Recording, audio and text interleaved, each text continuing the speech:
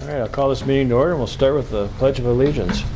I pledge allegiance to the flag of the United States of America and to the republic for which it stands, one nation, under God, indivisible, with liberty and justice for all. Okay. Well, we've all had a chance to look at the minutes from the last board meeting. Does anybody have any concerns? If not, then I will accept a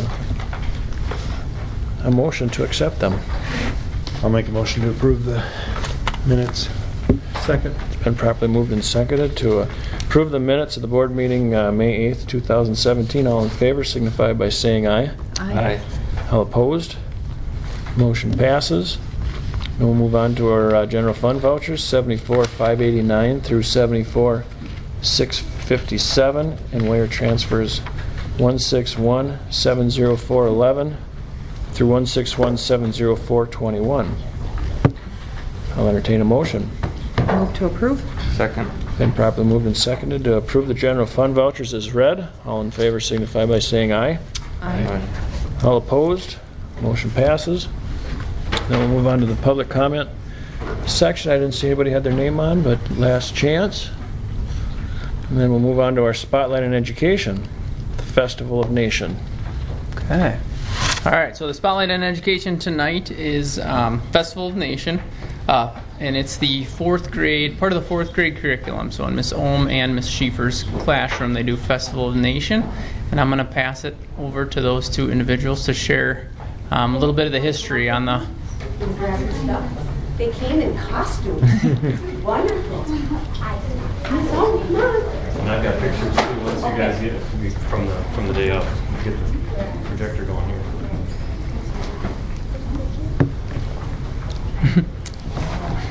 So the kids will give you their booklets so that you can see the all year round work that they have made into their own heritage. So you want to just put them at the table in front of a different board member? Just each of you pick a board member.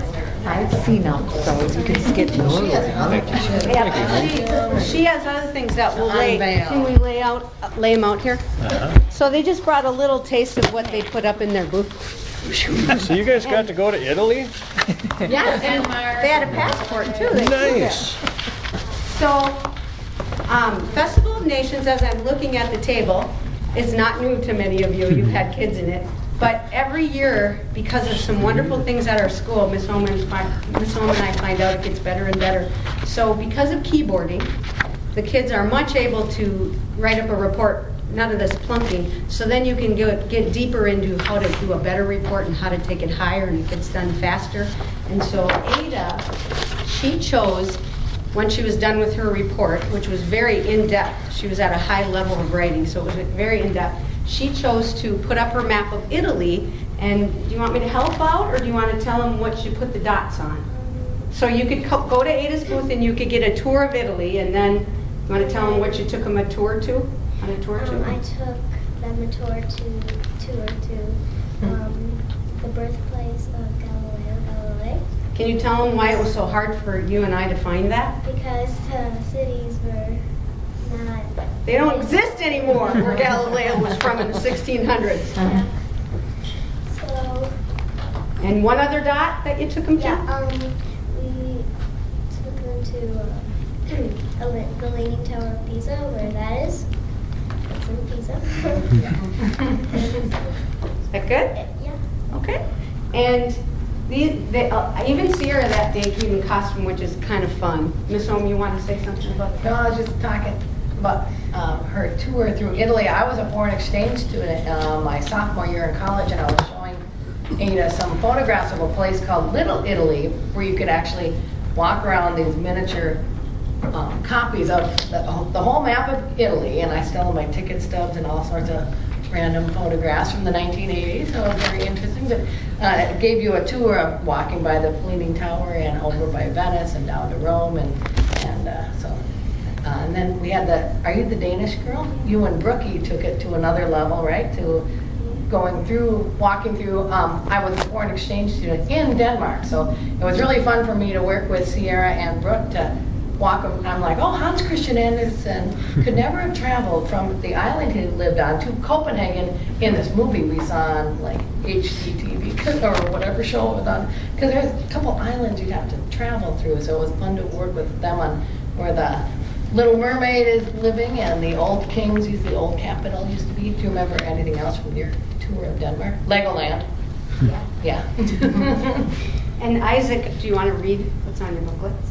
It was pretty cute. Oh, yeah. Okay, so come on, help me. What one's your booklet? Okay, so Lily's going to tell you the most disgusting thing we discovered about Ludafest. It's soaked in lye for a week. Did you hear that? It's soaked in lye for a week. And what's lye used in? Cleaning. Yeah, cleaning stuff like soap. That a little bit gross. And then he has I did not know until I corrected this that he put this poem on his cover. Okay. The real lefse recipe. You take just 10 big potatoes, then you boil them till they're done. You add to this some sweet cream, and by cups it measures 1. Then you steal 3 ounces of butter, and with 2 finger pinches some soap. You beat this very lightly. If it ain't good, it is your fault. Then you roll this tin with flour and light brown unstogy bake. Now call in all Scandinavians to try to find lefse. Actually, it has the accent on it. So. Yeah. And Sierra, what was your favorite thing about the festival? No favorite? I just wanted to add that I bought 300 plates and they were gone. And grandmas and parents bring food like you only remember grandma making. And there is so much support. And it is really just a very fun time. Mr. Peterson will kind of show you a little bit. Do you guys have any questions for these guys? So are you going to go to your country someday? Yeah! Yeah, would that be fun? What was your favorite thing you ate that day? Lefse. Lefse? They were having Egg rolls. Grandma was doing a demonstration. Oh, no, I like Teresa's mother came in and did a lefse. Speaking of which, Yes. you want to I like sweet. Tell- Oh, what we you have lefse. Oh, yeah, we have lefse. Yeah. We know how to give a talk. Ooh. These guys know how to give a talk. Ha ha ha ha. All right. So go ahead and We love offer to lefse. the crowd. Thank you. Thank you. You'll probably get it. No Ludafist? Nope. You Thank you. smell it by now. Thank you.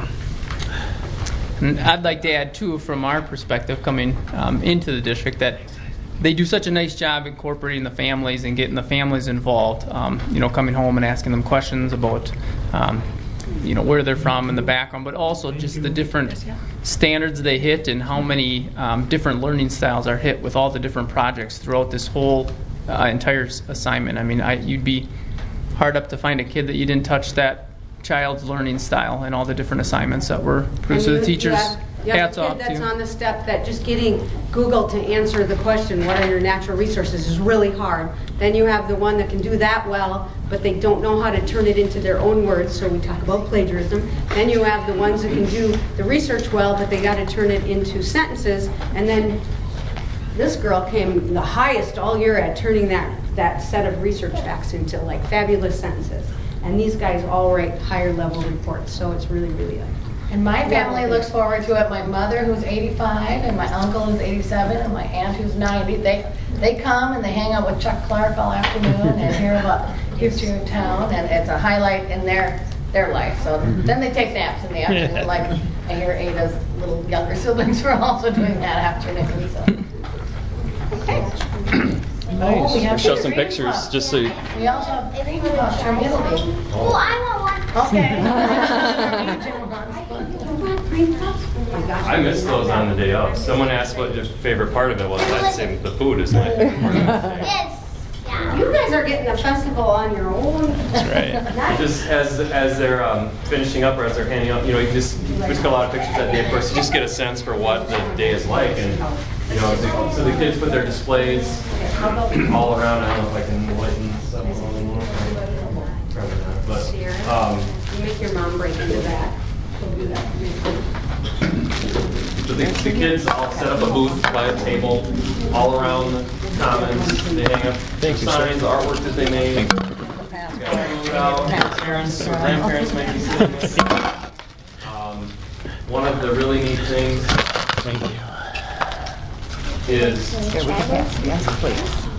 kids learning from each other. You know, that's one of the cool things that goes on during this day. So the children do get a passport, like one of the teachers said, and they need to go around to each of the countries or a certain amount of countries and, you know, record some of the facts and the interesting things that they learn. It's fun to go around and talk to the kids and get their perspective on what they learned or their favorite thing. So as you can see, the whole commons at the elementary school and the classroom is attached to it. We've got all the countries, many countries all around the world. Mr. Larson puts together music from every country that's represented. And so we have music playing there. Would our two parents here like to say from your perspective about it? And Josh spoke a little bit, but to me, it's just the experiential bit of it at the end of the year where they're already antsy. So I think our whole school is really good with doing experiential things that kids just dive into. I find too that one of the neat projects is to look back into your family history and just like your grandparents and asking them questions about when they were little and interviewing over the phone and interviewing different people for their binder project. And it was just fun to hear some perspective. Isaac and Lily's grandfather is going to be 85 this year, so he's, you know, much older than, you know, on the other side, their grandparents are only in their 60s. So to hear kind of a generation beyond, in a sense, was really fascinating for them. Yeah, there's so many good qualities of this project, the multidisciplinary part, the personalized part of it, how it's a connection with your own background. Again, kids learning from each other, sharing in different ways. Also speaking from a younger perspective, for the kindergarten teacher, you know, us going in there sparks a lot of questions for them too, because they're trying to figure out all of that, and they love the interest that they get just from going around and seeing all that, and they're all excited to get there, you know, and to do that too. So. Yeah, definitely. But you can see, I mean, the Commons is full of people on this day. I mean, we have, again, lots of people over the time that were there. When we set up which booth is going to be where, I just kind of usually randomly throw a big group next to a small group. This year I tried to take it from the perspective of an airplane and put all of Scandinavia up in the new flex room, and then onto the right was all the Asian, Cambodia and Japan and Russia were to our right, and then we had Ireland and the United Kingdom and followed, and Italy was down around the corner, and then we had Agenais and Aldo down in South America, kind of geographically placed. Honduras and Mexico. What did I say? John, did you get one? Any other questions? Oh, I said the name. It's neat to see the community members too that come in. That, you know, I'm not 100% sure if there's connections in the building yet with some of them, or if they just come in for a free lunch. But it's neat to see the interaction with the kids grandparents and yeah, and others, just other community members. I think Chris is kind of sweating now because his son is like a third grader, and you got twins in third grade? Up in the ante. But like Mrs. Stahl said, you know, my kids in younger grades, they can, you know, they were talking about it, and they're talking about their own ancestry and asking questions, and it sparks a nice conversation, and then talking about ideas and excitement for what they could do when they get to be in fourth grade, and it's something they're already excited about. So, how long have we been doing this? Well, that's interesting. Sorry, I left them, but Miss Olm came and she said, "What? You do Festival of Nations in your room? You fly from country to country in your room?" And I'm like, "Yeah." They would sign up to like give a presentation for like 10 minutes and share, right, or something. When you came, I had it in my room as France was here, and they got a bulletin board, and it was like the Commons. But Miss Olm said, "Why are you staying in your room? Let's get that baby out in the Commons." And that's when it got really big. And how long ago was that, Ms. Mary? I was hired as a long-term sub in 2001 and till Christmas, and here I sit today. So 2001 was, I guess the spring of 2002 was the first time we brought it out into the commons. So what's that in bigger scale. Sometimes we have to tone it down a little bit when we're saying yell at each other. Jellick's son and his class was going through, they were in 4 sections of they were, yes. But they were in 4 sections of first grade, 4 sections of second grade, 4 sections of third grade, and in 4th grade they went to not just 3 but 2 sections, and it was huge numbers, bigger than right now, like 27, 28. And we had to have the festival in the room. We couldn't, trust them, some to be down taping up things and others, it was a big class that had gone from 4 sections to 2 in a year. And but other than that, it's always I'd out in the commons. would like to tell one more thing. I know this has been going on for quite a while because when we went to this kid named Blake, it was graduation party. Yeah. He was in your class and he had some stuff from Festival. At his graduation, yeah. Sweet.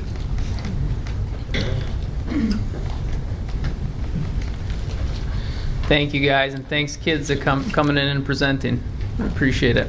Yeah. Yeah. Do you guys want to have your books and stuff back? Let's see.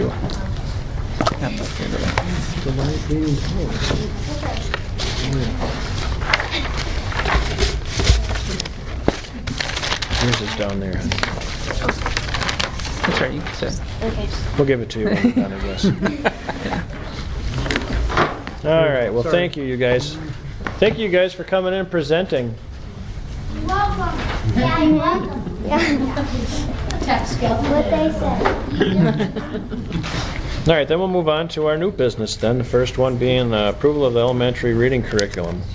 Okay, so this is a big ticket item for the district. The elementary building has a curriculum committee that's been formed and has been working on identifying a new ELA reading curriculum for the district. Our contract is up with our current program that we use, and then also it's going to be no longer supported. I don't know if the business is going out of business or what, but the online stuff will no longer, the resources will no longer be supported. So we've asked some of the individuals on the committee to come in and present on just the process and where we're at. And I've got, this is just a flyer that, the promotional materials that come Thanks. with the samples that they send you, and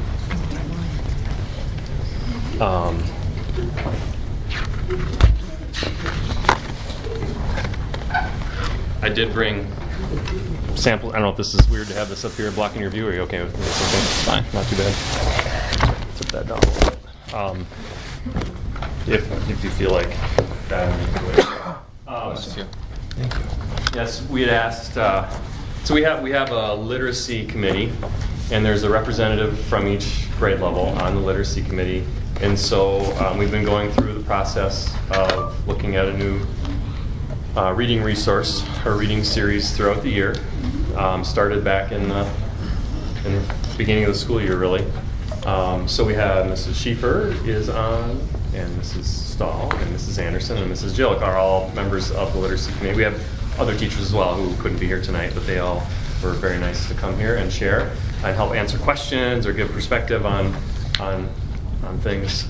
So just to kind of give a background, I can just kind of talk about the timeline this year and give a little bit of background, and then they can all talk about why it is that this particular reading series kind of bubbled up to the top for us and developed a pretty good consensus around, a strong consensus around this being the one that was favored. So it was right about the beginning of the school year, and we got notified, we received word that our current reading series, which is called Lead 21, was no longer going to be supported. Kind of has some things to do over the years since we've had it with corporate buyouts and things like that, and different big, huge publishing companies, and they decide which series they're going to support or not support or go with moving forward and so on. So prompted us to start looking at things and add a little urgency. So as far as the background in the fall, there was a survey done throughout the whole CISA where schools responded as to what reading series they were currently using and what they were, if anyone was looking to change. And so just to kind of get a read on what's out there and what are people doing, what are they using. We began in October, November, calling for samples to come in. We started meeting in December. I think our first formal meeting to start talking about this was December. Came up with a game plan. We set up a set of criteria of things that we were looking for in a new reading series. Made a Google spreadsheet with that, with those different criteria boxes on there. Teachers pitched in and helped get more resources in. We set up a day in January. We got substitute teachers, and we had a big powwow in the conference room, and we tore open the different series, and we went through each of them and looked at their strengths and weaknesses, took notes on the rubric, or on the chart that we had, looking for that, trying to boil it down to a couple of finalists. We had a couple of finalists that definitely rose to the top there. And then the next step in February and in March, we had representatives give presentations, personal presentations to our committee in school to kind of go over the merits of their particular program so we could weigh them against each other. And Reach for Reading was the consensus that came out of the group. We also did a visit to another school that's using it, reached out to some other schools that are similar to us with Lead 21 that are looking for new things, and started the process with the pricing and things like that back and forth with the publisher. So that's been the process that we've used throughout the whole year. So it's been a long process that we've used. So I'll let the teachers, they didn't prepare anything formal, so we'll just kind of speak here, but talk about what it is about this program that drew us to it, I guess. Anybody want to jump in and start? I know for fourth and fifth, it was the nonfiction component was huge. It's National Geographic. The kids are drawn to that. It was good nonfiction. The other thing that I really was excited about was the leveled readers, which is really important, I think, when I have, in my classroom, I have a various amounts of reading at a second, third grade level, eighth grade level.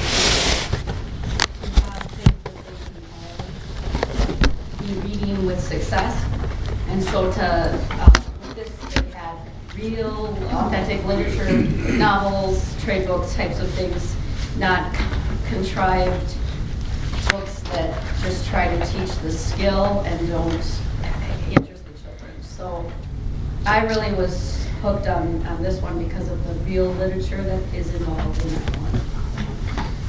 The language arts part looked to me like it was simple enough for the kids to grasp, but yet it had enough complexity to it that it was going to make them better writers and the language parts.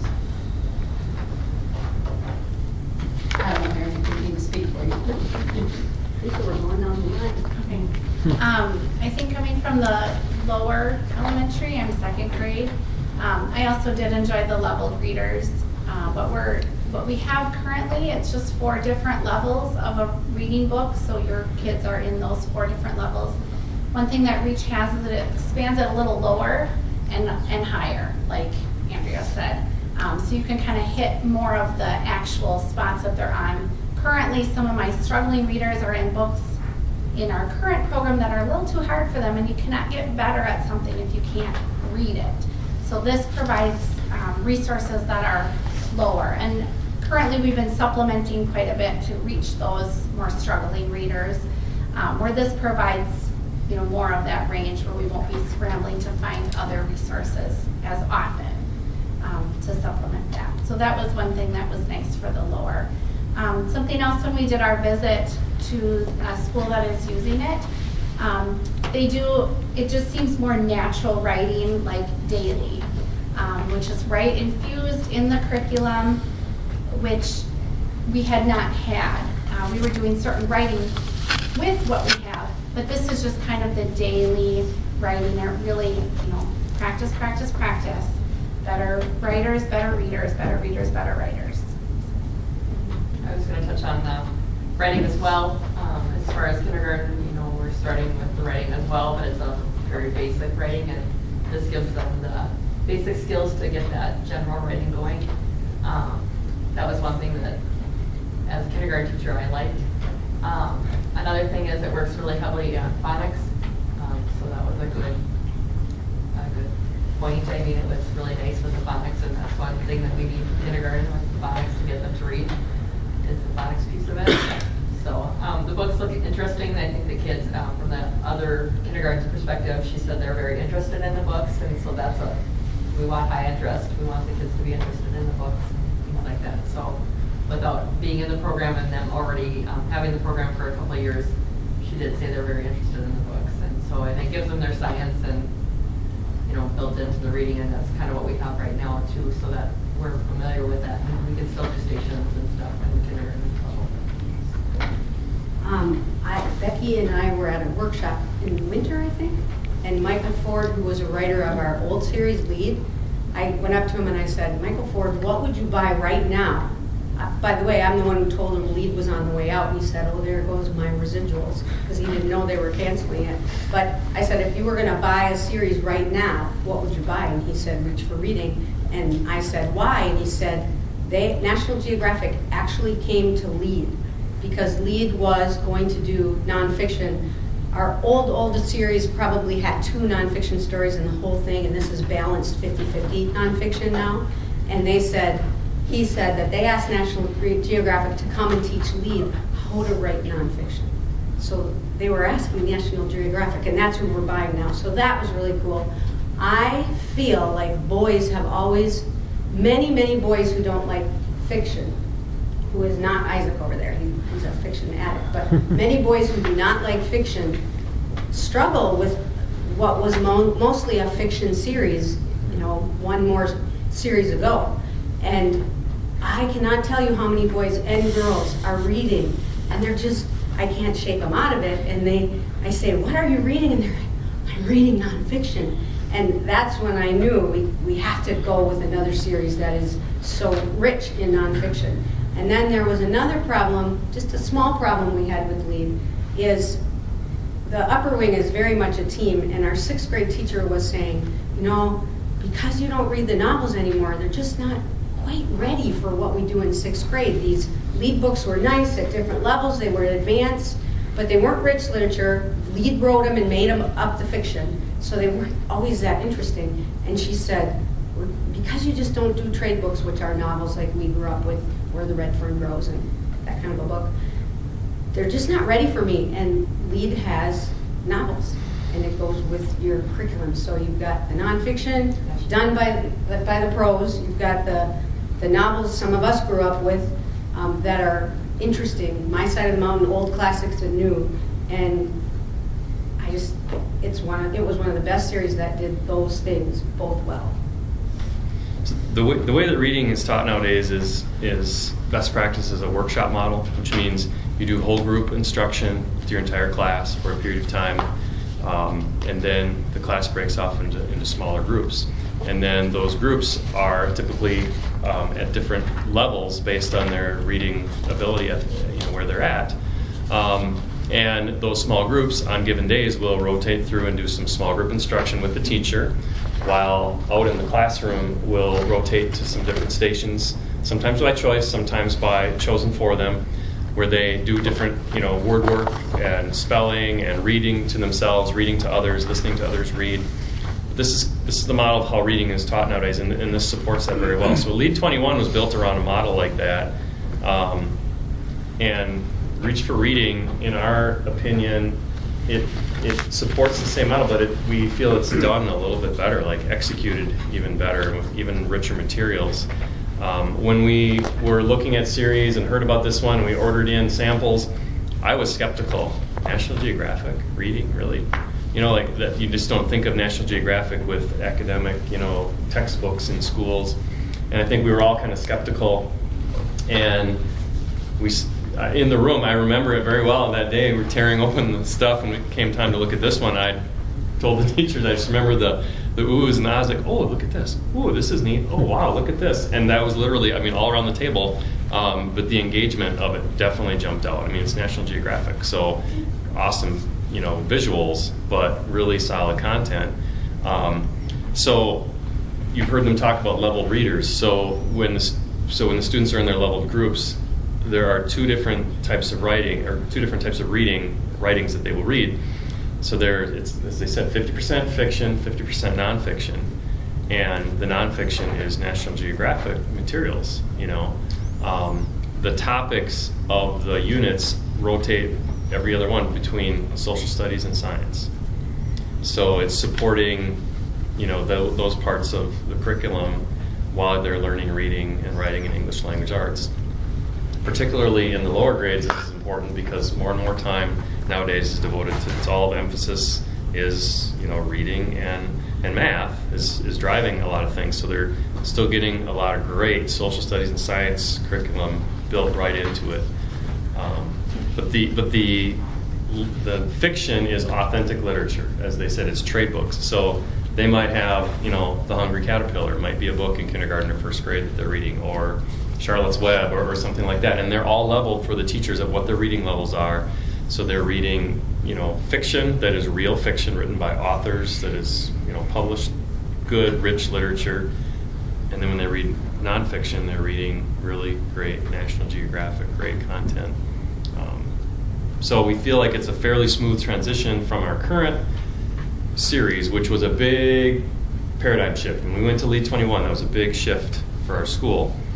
This is, again, kind of the same approach, just done with better execution, we think better, richer materials. So we don't think it's going to be as big of a shift for everybody, which is great. I also say that the assessment piece of it, kindergarten's assessment for Lead 21 is not accurate at all. We basically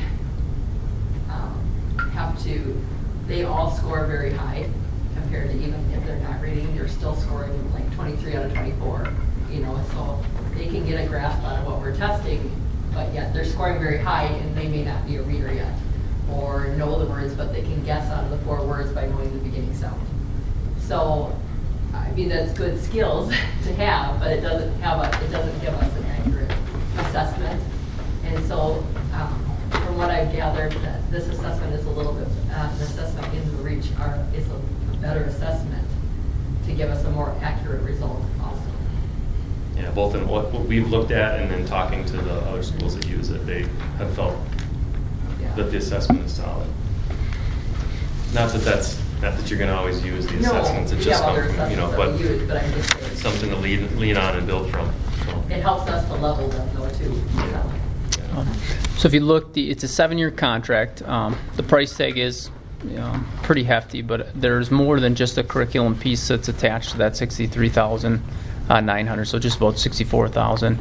But it is a 7-year contract. I've read the number one variable in student growth is teachers. The number 2 is curriculum, and I do think this piece, when you look through the quote, has a lot more than just the curriculum piece, like they were alluding to with the assessment. It's going to align the assessments both vertically and horizontally within the district for reading. So I do think it'll be in our kids' best interest. And I think one thing that I took, and I wasn't involved as much as these guys were, but the high level interest component, and then also the component where I don't want to say supplementary, but more like just the resources within each classroom that will be provided. What I saw, it looks like it's going to be kind of a mini library within each classroom. So there's a lot of pieces to this curriculum.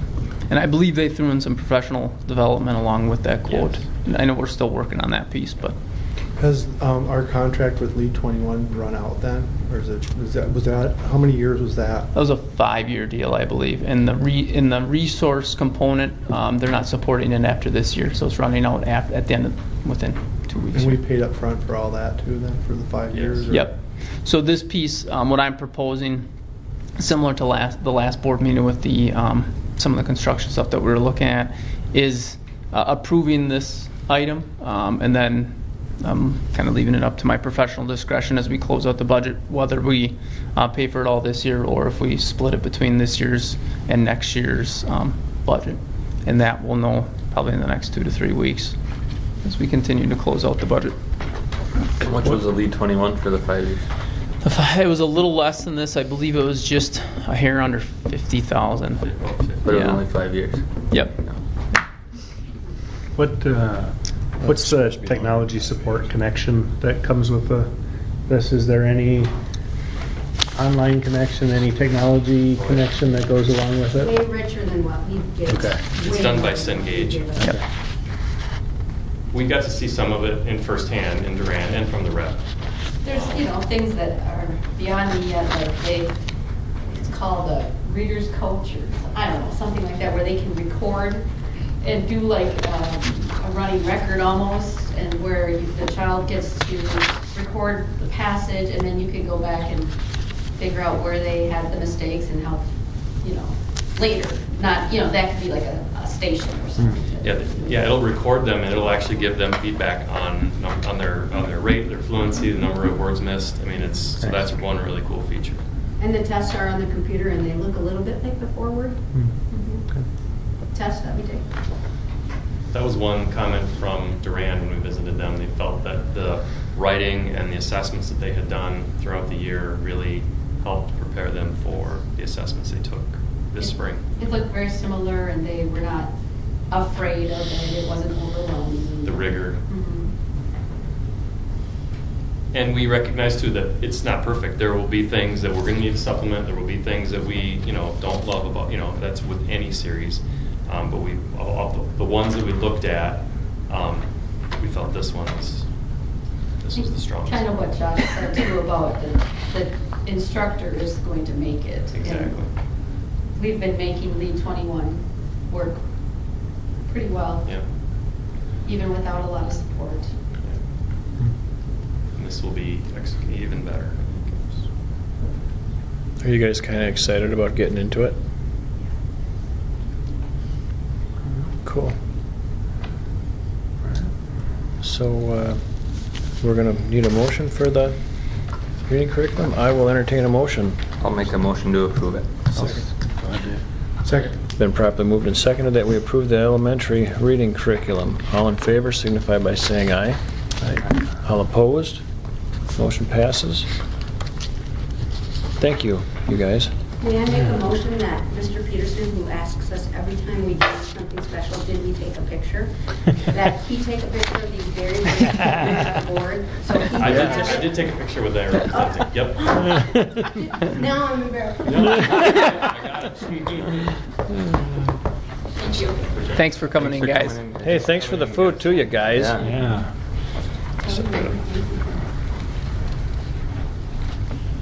I don't think they're leaving. Well, then we'll move on to our next item of business, which is the approval of the 17-18 support staff contracts. Okay.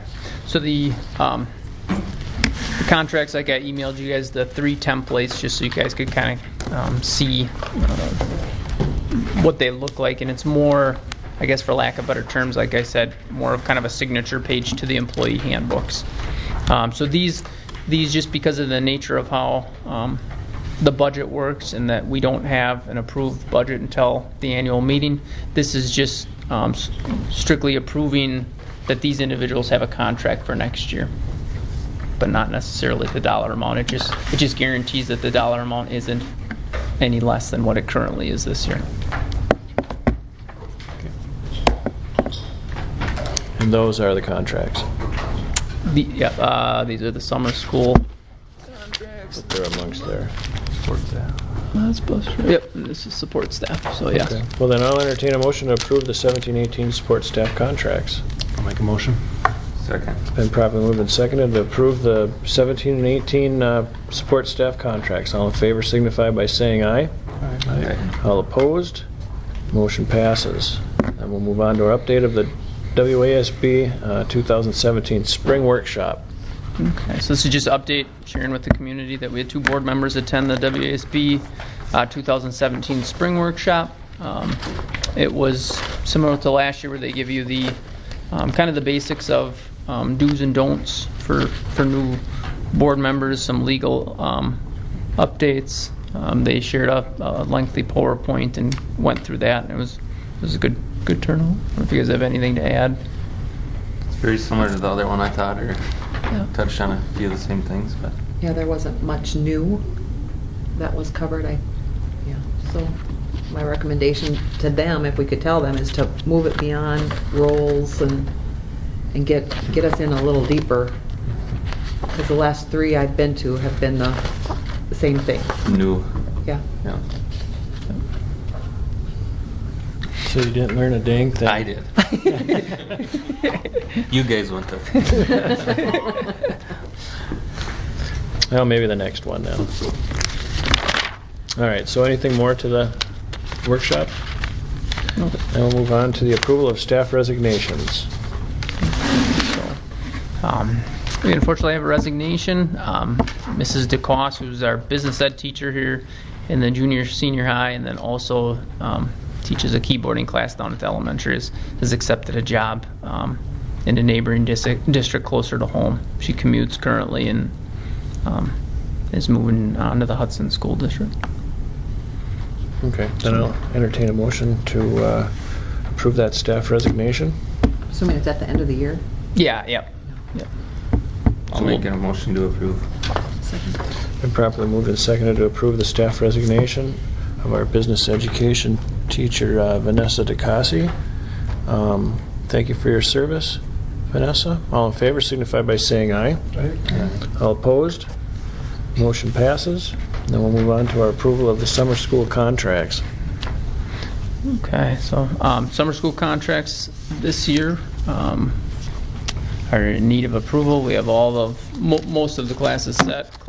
Kids are registered and ready to participate in summer school. Summer school already. I know, which is crazy. So the summer school contracts are in need of approval for this current summer school. Then I will entertain a motion. Move to approve? I'll second. Been properly moved and seconded that we approve the summer school contracts. All in favor signify by saying aye. Aye. All opposed? Motion passes. And then we'll move on to our superintendent notes. Okay, it's a busy whirlwind of the time of year. This time of year between spring sports getting scheduled and rescheduled, and then canceled and rescheduled, and canceled again and rescheduled, and then just end of the year stuff going on. So we have had just in the last week we had the Festival of the Nations in the 4th grade, like you saw. Gotta say we had a Mother's Day, so happy Mother's Day to all those mothers out there. We had the band. Actually, we had the choir concert on the night of the last board meeting, and then the band concert on that following Monday, which was a very good turnout, and the kids did a really nice job in both those concerts.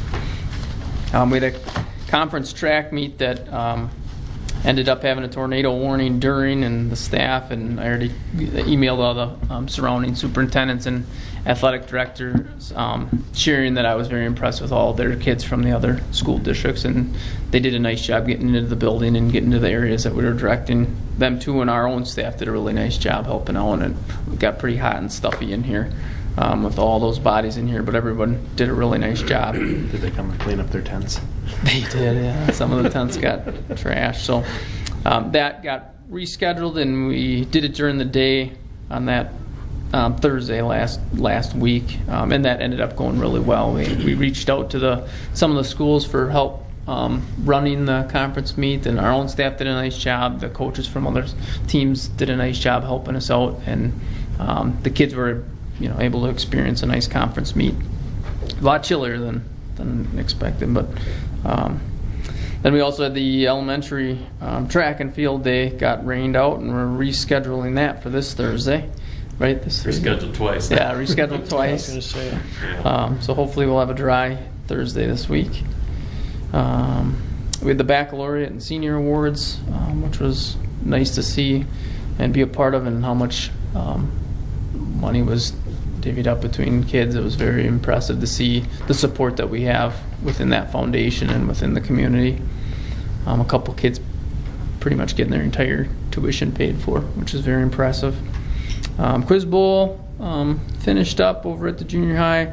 JK prom, which was, I smile because it was too cute. I got to see that, and they did their parade throughout the entire building, and then they did a little dance, and very, very cute. The kids were really dressed up and they looked like they were having fun. Miss Pickard and her crew do a really nice job making it a special event and incorporating the entire building. Then we had a graduation on Sunday, the 21st. Thank you, Mr. Wazorek, for giving the welcome speech. And I'm not even going to go into sports. We had so many different sporting events that got canceled. But upcoming, we have softball playoffs tomorrow, I believe, girls, and then boys baseball, who's having a really good run. And I heard they won by 1 point tonight. They have playoffs next week, Tuesday and Wednesday at home. So, and I believe tomorrow's home as well, right, Mr. Gillis? Softball? Softball's home tomorrow. Yep. So girls home tomorrow, and then the boys playoffs home the 30th next week, Tuesday, and then hopefully if they win that, the 31st, home as well. Very good. All right. Any more, Mr. Ernst? Oh, I think that's it. Then I will entertain, future agenda items. Does anybody have anything they want to put on our future agenda?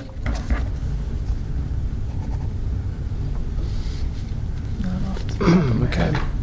Then I will entertain a motion to adjourn. So I'll move to adjourn. It's been properly moved and seconded that we adjourn. All those in favor signify by saying aye. Aye. All opposed? Motion passes. We are adjourned.